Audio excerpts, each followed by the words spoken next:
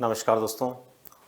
देखिए, अभी मैं इस वीडियो के माध्यम से जो बातचीत आपसे करना चाह रहा हूँ वो निर्भर है आपके द्वारा भेजे गए कुछ कमेंट्स और विचार और एसएमएस के ऊपर।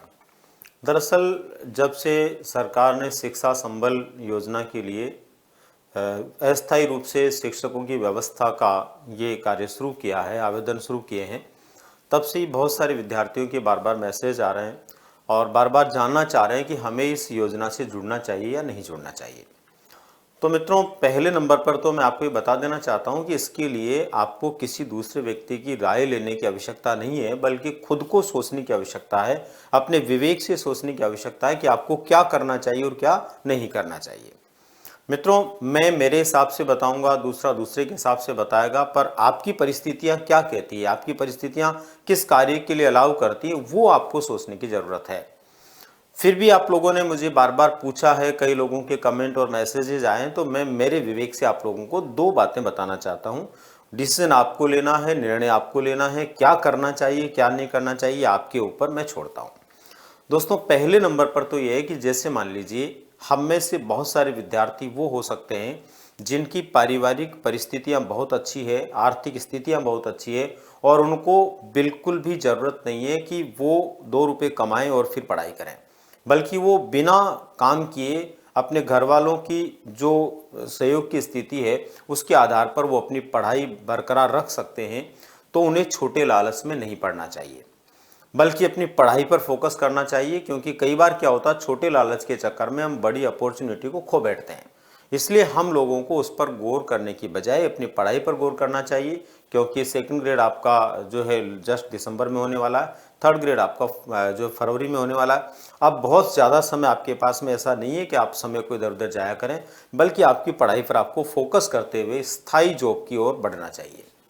लेकिन दोस्तों, यहाँ पर दूसरी बात मेरी ये है कि हम में से कुछ लोग वो भी हैं जिनकी पारिवारिक परिस्थितियाँ, आर्थिक स्थितियाँ कुछ इस प्रकार की है कि अभी भी वो कहीं न कहीं जॉब कर रहे होंगे, किसी निजी स्कूल में पढ़ा रहे होंगे या किसी दूसरी जगह पर काम कर रहे होंगे और फिर उसी में से समय निकाल कर पढ़ रहे होंगे। तो ऐसे लोगों के लिए ये एक विशेष अपॉर्चुनिटी है, क्योंकि ऐसे व्यक्ति अगर इसके लिए आवेदन करते हैं और वो वहाँ पर चयनित भी होते हैं, तो स्कूल में उनको 2-3 घंटे पढ़ाना है, उसके बाद में उनको बहुत समय मिलेगा जिसमें वो अपनी तैयारी कर सकते हैं। अभी जो प्राइवेट स्कूल में पढ़ा रहे हैं या दूसरी जगह काम कर रहे हैं, वहाँ तो फिर भी ज़्यादा टाइम देना पड़ रहा होगा। यहाँ पर कम समय देकर के भी आप अपना उतना अर्न कर सकते हैं जिससे कि अपना काम चला सकें और अपनी पढ़ाई को बरकरार रख सकें।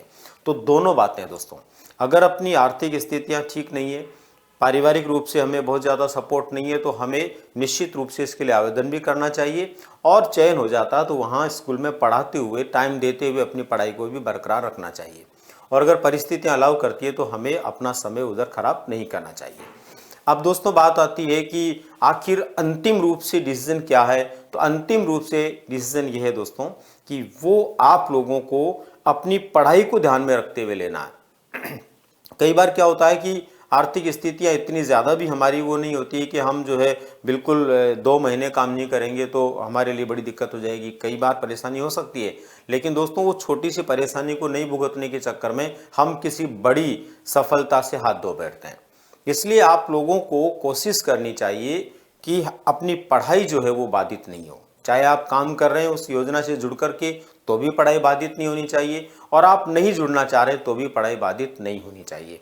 अगर आप इन दोनों मुद्दों को ठीक से सोचेंगे, विचार करेंगे, मंथन करेंगे, तो दोस्तों आपकी आत्मा अपने आप आपको जवाब दे देगी कि आपको क्या करना चाहिए और क्या नहीं करना चाहिए, और सुनिश्चित रूप से आप अपनी सफलता की दिशा में आगे बढ़ पाएंगे। इसलिए दोस्तों, आप लोग बार बार किसी से भी ये बात जानने और पूछने के बजाय अपने विवेक से काम लें कि आप क्या कर सकते हैं और कैसे कर सकते हैं, कितना कर सकते हैं। और अगर आप इस पे फोकस करेंगे तो निश्चित रूप से आपको जवाब मिलेगा, आपका माइंड आपको जवाब देगा और आप निश्चित रूप से किसी सही निर्णय पर पहुंच पाएंगे। तो मिलते हैं दोस्तों फिर किसी नई जानकारी के साथ में। तब तक के लिए आप सभी का बहुत बहुत धन्यवाद।